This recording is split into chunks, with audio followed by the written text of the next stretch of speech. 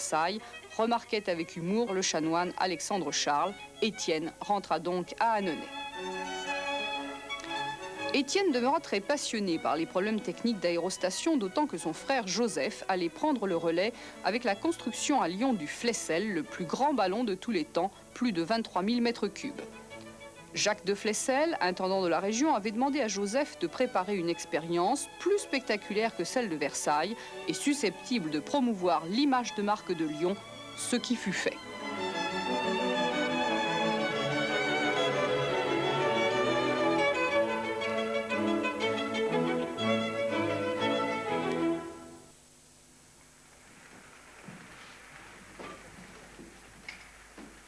Demandez la paille, monsieur Pilâtre du Rosier.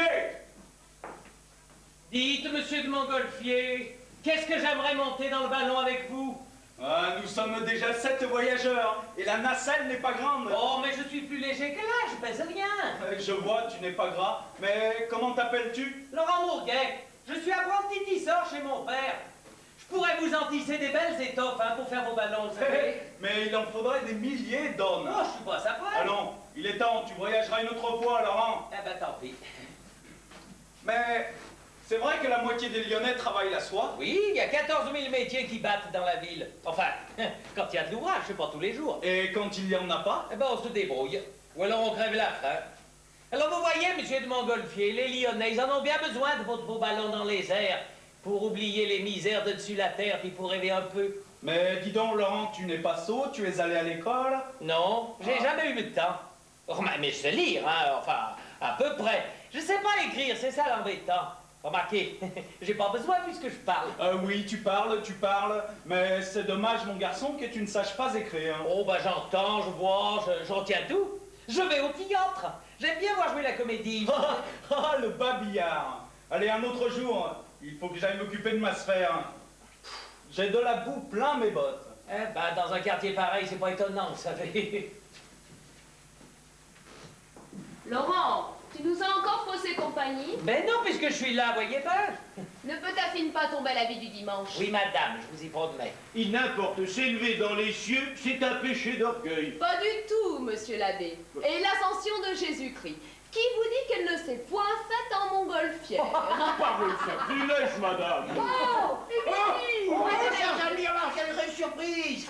monsieur l'abbé! Vous venez voir la montgolfière, comme tous les Lyonnais! Je viens à contre-cœur. Il y a de la diablerie dans cette paille qui prend feu et cette fumée qui font monter cette sphère remplie d'un fluide. Oh, oui, c'est pas catholique, oui. Oh, monsieur et madame de Flessel! Ah, nos hommages, chers amis! Quelle vraie surprise! Oh, regardez!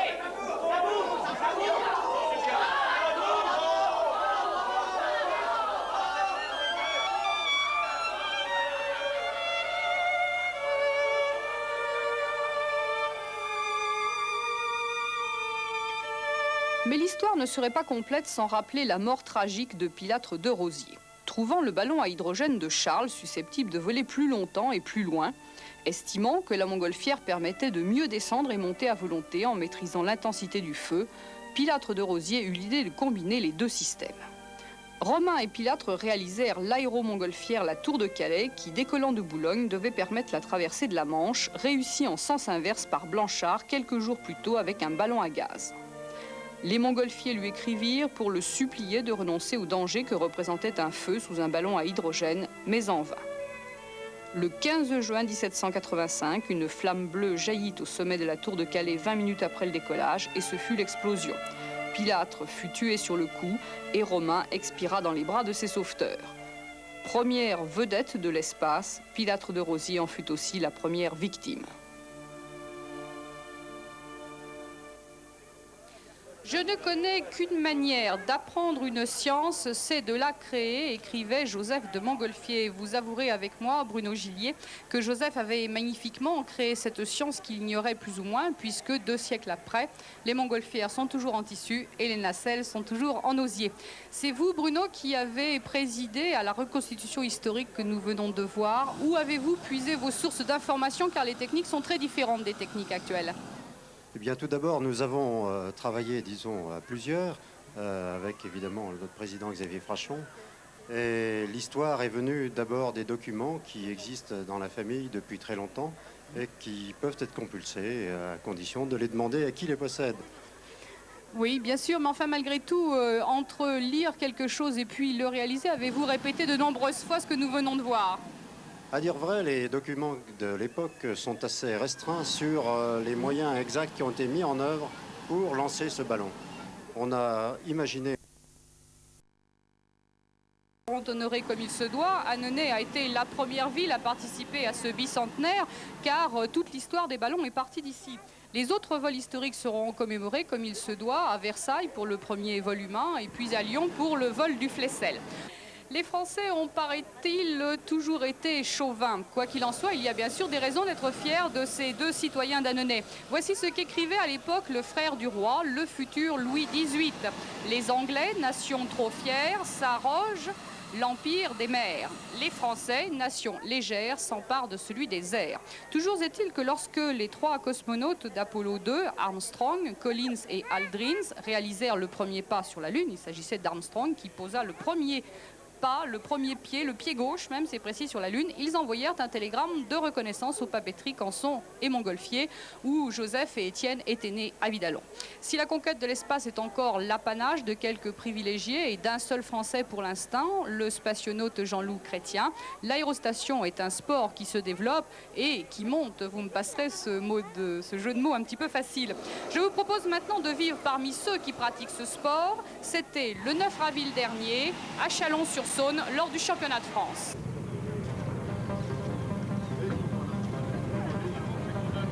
Bien reçu, le vent est à l'heure actuelle du 210 pour signe moyen.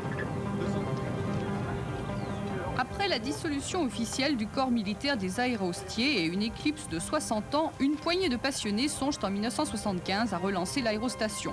On comptait à l'époque une quinzaine de ballons, pas plus. En 1983, le nombre de 200 montgolfières permet à la France de se situer au 3e rang mondial derrière les États-Unis et l'Angleterre. Les 9e championnats de France, qui se sont déroulés du 6 au 10 avril à Chalon-sur-Saône, mettaient en œuvre 40 ballons et malgré une météo très défavorable, 4 épreuves ont pu être disputées. But imposé plus coude, but choisi par chaque compétiteur et retour au bercail. Le champion de France 83 est Michel Bergougnou, un pilote non sponsorisé devant Christian Stiz et Jean-Claude Dupin. Tous trois sont qualifiés pour le championnat du monde qui se déroulera du 26 août au 4 septembre à Nantes, le pays de Jules Verne, et réunira 80 ballons.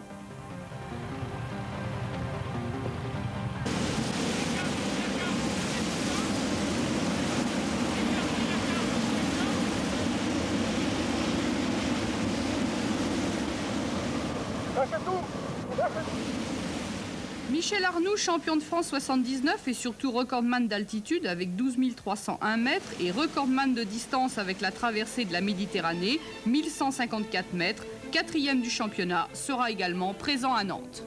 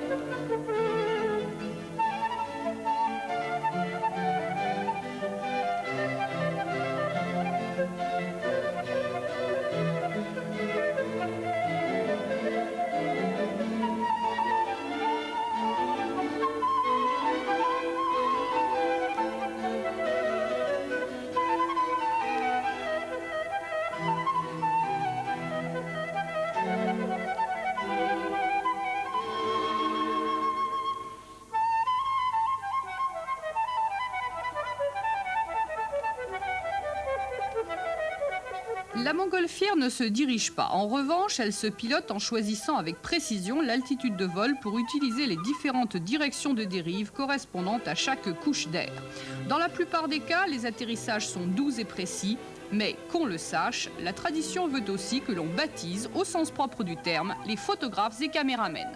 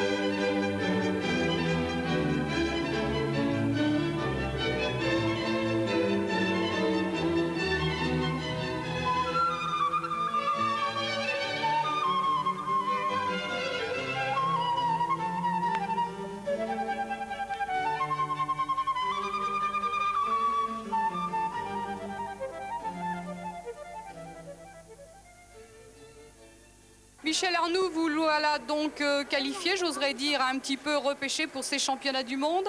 À ceux qui peuvent vous critiquer, j'aimerais faire remarquer que battre des records et disputer des épreuves sportives de championnat sont un peu deux disciplines d'un même sport, aussi méritoires l'une que l'autre. Votre choix a donc été celui des records que vous préparez longuement, avec minutie, patience, etc. Du record d'altitude que je viens de citer et du record de distance, quel est celui qui vous paraît aujourd'hui le plus méritoire ou le plus dangereux ou le plus marquant?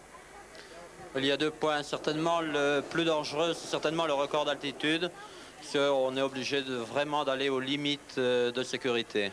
Le plus de préparation, c'est certainement la fabrication du gros ballon avec lequel nous avons fait le vol Irlande-France, où on a battu donc 2 records du monde de distance et de durée avec un vol de 154 km en 29 heures. Je vais vous demander d'expliquer au public comment se fait-il qu'une montgolfière tourne autour de la Terre à 39 km d'altitude. Eh bien, c'est une montgolfière de très grande taille et qui a une double enveloppe. La partie supérieure de cette enveloppe absorbe pendant la journée, permet d'absorber les rayons émis par le soleil, et pendant la nuit, la partie basse de cette enveloppe récupère le rayonnement de la Terre. Et c'est une montgolfière qui, volant à très haute altitude, n'est pas sujet aux aléas météorologiques. Et donc, effectivement, elle n'est pas habitée, elle est très légère et elle peut voler très longtemps. Lorsque Michel Arnoux a traversé la Méditerranée, c'était à bord d'un ballon de 15 000 m3 qui, à l'époque, était le plus gros. Quelques jours après, un ballon plus gros encore, c'est à savoir 26 000 m3, réalisait son premier vol. La fabrication de cet aérostat se situe en droite ligne dans le cadre du bicentenaire de l'air et de l'espace. En effet, après les vols réussis de Pilâtre de Rosiers en montgolfière et de Charles en ballon à gaz, Joseph de Montgolfier s'est élevé dans le Flessel, un ballon de 23 000 m3, un ballon qui n'a jamais été égalé, qui n'a jamais été reproduit. Je dois dire d'ailleurs que le vol ne s'est pas très bien passé, qu'il n'a duré qu'un quart d'heure, que 7 passagers se sont précipités dans la nacelle au lieu de 4. Et puis, 2 siècles après, Franck Béja a voulu refaire un Flessel avec la technique contemporaine. Pourquoi cette idée, Franck? Alors, cette idée a pour base évidemment le bicentenaire, rendre un hommage à Joseph et à Étienne, mais notamment à Joseph, puisque Joseph a conçu et réalisé ce ballon à Lyon. Et également, je veux rendre un hommage à la ville de Lyon, à notre maire Francis Quelon, qui est un peu à l'origine également de la mise en œuvre de cet énorme aérostat. J'ai lu quelque part que tu volais, Franck, pour une raison tout à fait particulière, à savoir que tu rêvais dans ton enfance de voler. Tu rêvais de quoi exactement et qu'est-ce qui te faisait rêver? Alors oui, effectivement, la réalisation de ces rêves d'enfance, c'est la concrétisation des vols que j'ai vus dans les livres de Jules Verne et qui, tout au long de mon enfance, n'ont cessé de hanter ma mémoire. Et en fait, en 1974, j'ai découvert qu'il existait une aérostation moderne. Et dès ce moment-là, ma passion a pris le dessus et je me suis lancé à corps perdu dans la montgolfière et je suis aujourd'hui un homme comblé. Voici le reportage que nous diffusions le 4 mars dernier, au soir de ce premier et jusqu'à ce jour unique vol du Flessel. 8 heures du matin. Il y a encore du givre sur le terrain du 4e régiment de génie de la Valbonne lorsque la voilure du Flessel est déployée. Diamètre 35 mètres, hauteur totale 50 mètres. Malgré les progrès techniques réalisés dans le domaine textile, de plus en plus léger et thermorésistant, la mise en place de la voilure nécessite une vingtaine de personnes, non pas en raison de son poids, mais de la force que constitue cette formidable masse d'air de 23 000